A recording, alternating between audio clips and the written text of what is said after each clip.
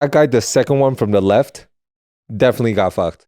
Come on, man. Man. Come on. Look at his posture. Yeah. Yeah. He just got diddled.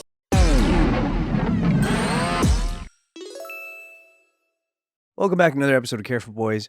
We're going to watch this real quick video of Zhao Ying Summers, something she had said on a podcast with Adam Carolla, and I thought it was really cool. I want to see if you guys know who she's talking about. You'll definitely know who she's talking about because you love the guy that she's talking about. You're like a huge fan of him. I don't know if you remember him, but... You know why the Korean K-pop guys look like little boys? No. Like little boys? It's because a Japanese man who was grew up in San Francisco. He's very rich. He loves young little boys.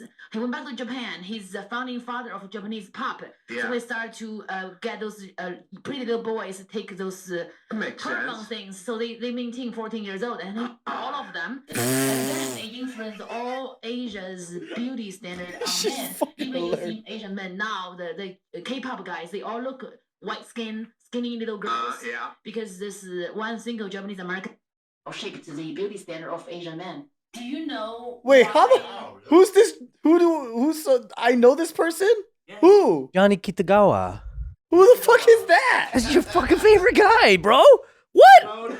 That's your favorite guy.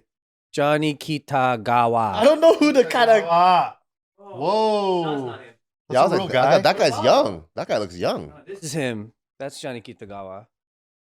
I have no idea who this guy This is. is the dude who's like the father of all Japanese boy band music. Really? What? Yeah. Like Smap?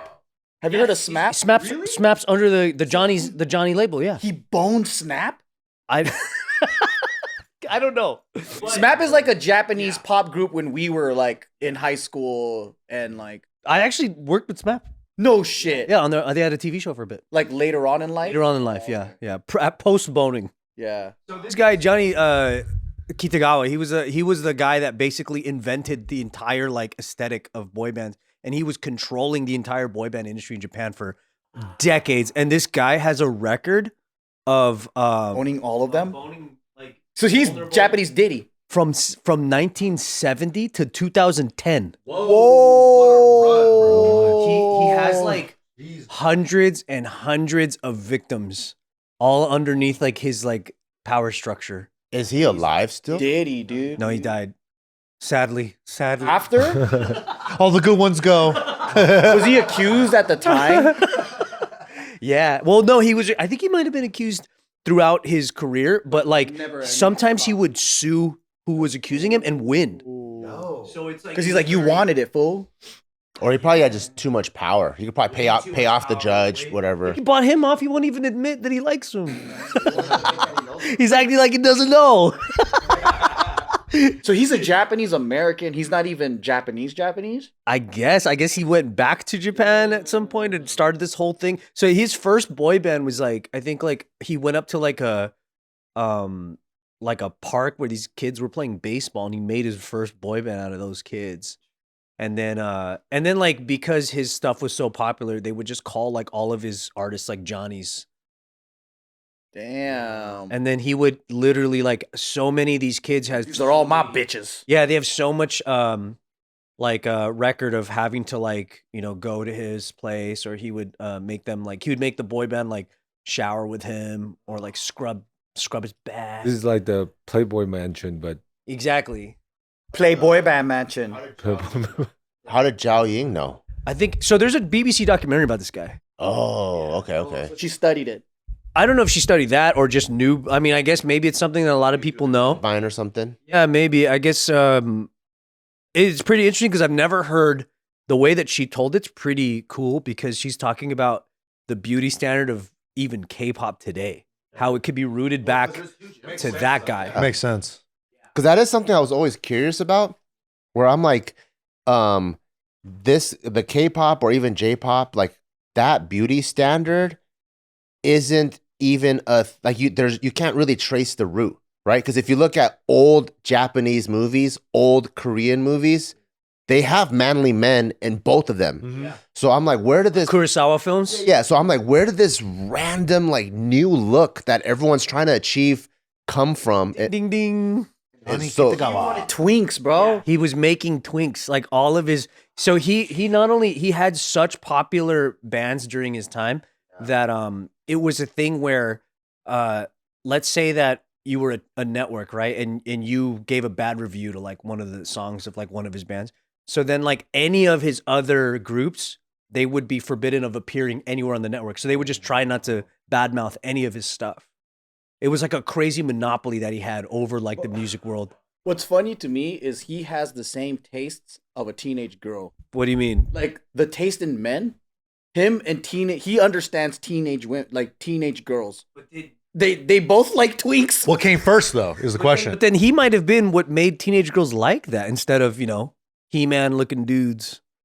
Gruff looking guys, Do they like them because they look that way, or do they like them because they're in a boy band, right? I think if you because he's the one who put that in idol status and told you this is what's cool. I don't know. But he can be credited with You're down with this? No. It's just this is a Johnny Kitagawa stance couch, dude. It's like he did nothing wrong. The Johnnies, dude. it's bad, but like he achieved something that changed like, do you know what I mean, things forever, and people love K-pop. You're like, let's look at the positives here.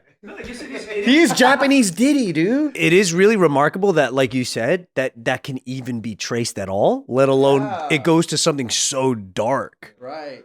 Dude, I think it He was was building his team of hoes. Yeah, I think like once then they took his label, which is still like, I guess, pretty successful, his whole company, and they like changed the name and they acknowledged what had happened. Oh, they did. They admitted to it. They changed it to like Smile something. Like it's called Smile. Yeah, and then so they, I think in the cases like of all the people coming out and saying like, oh, he did that to me too, there was I think like over 500.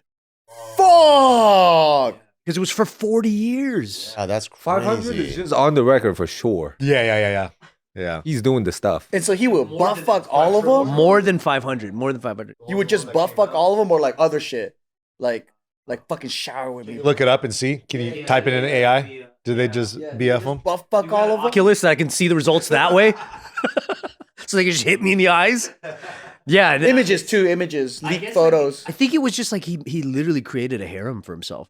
And like Zhao Ying was saying, it was like a thing where, not all of them even reported it because of that whole like, oh, he did this for my career. He's like giving you something that you don't want to give back, right? Do you think Weinstein's jealous because he's like, I wish I produced in Japan. They were at least they're grateful. I mean, it's pretty crazy that he died without, I guess, like living through the shame that like Weinstein is now. I know. Yeah, it's pretty freaking crazy. That is fucking crazy. Yeah, but it's even crazier that, like Weinstein did a lot of like amazing achievements, whatever, but like the fact that He also likes chicks, though. Yeah. I think that's the problem. Is you'll get in trouble for chicks, but you won't get in trouble for boys like P Diddy. Guys are better at keeping secrets. Girls are blabbermouths.